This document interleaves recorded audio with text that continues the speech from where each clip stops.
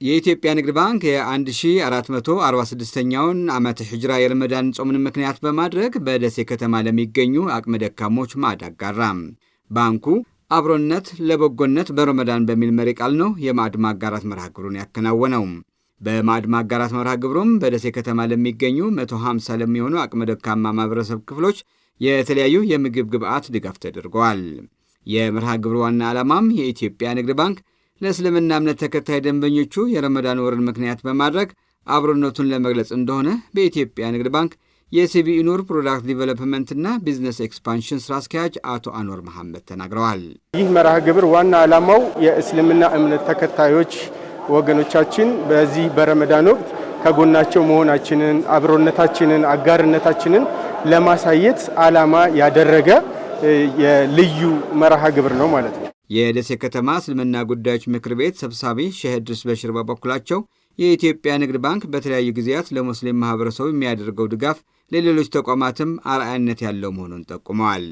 ዛሬም ብቻ አይደለም አምናም አድርጋችሁልናል። የረመዳን ወር የመተዛዘን፣ የመፈቃቀር፣ የመተዋወስ፣ የመቀበል፣ የመስጠት ወር ስለሆነ ኢንሻአላህ ለዚህ ተገይታችሁ ለዚህ ያበቃችሁ በሙሉ አላህ ይስጥልኝ እላለሁ። ድጋፍ የተደረገላቸው ወገኖች በበኩላቸው በተደረገላቸው ድጋፍ መደሰታቸውን ገልጸው የኢትዮጵያ ንግድ ባንክ እንዳደረገው ሁሉ አቅም ያላቸው ለሌላቸው በማካፈል የረመዳን ወቅት በመተሳሰብ እንዲያሳልፉም ጥሪ አቅርበዋል። አላህ ይስጥልኝ፣ አላህ ያቆይልኝ፣ እድሜና ጤና ይስጥልኝ። በጣም እኔ በጣም ደስ ብሎኛል። ሌሎች ብዙ አሉ በየቤቱ ቤቱ ይቆጠረው መቼም ያለው ሁኔታ እና ሌሎቹም እንደዚሁ ቢያግዙ የተሻለ ነው እገምታለሁ።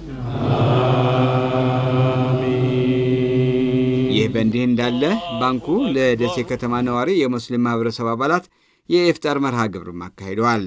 ይህ የኢፍጣር ፕሮግራም የኢትዮጵያ ንግድ ባንክ ለሙስሊም ማህበረሰብ ከሚሰጠው የባንክ አገልግሎት ጎን ለጎን በረመዳን ጾም ወቅትም ከጎናቸው መሆኑን ለማሳየት እንደሆነ በኢትዮጵያ ንግድ ባንክ የሲቢኢ ኑር ፕሮግራም ዲቨሎፕመንትና ቢዝነስ ኤክስፓንሽን ስራ አስኪያጅ አቶ አንወር መሐመድ ተናግረዋል።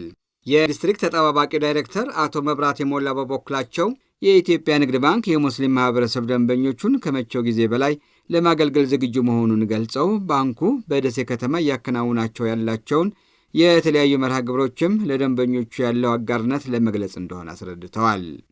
የንግድ ባንክ አብሮነት ለበጎነት በረመዳን በሚል መሪ ቃል የረመዳን ወርን በተለያዩ የሀገሪቱ ክፍሎች የተለያዩ መርሃ ግብሮች በማከናወን ለማሳለፍ እቅድ ይዞ እየሰራ ይገኛል።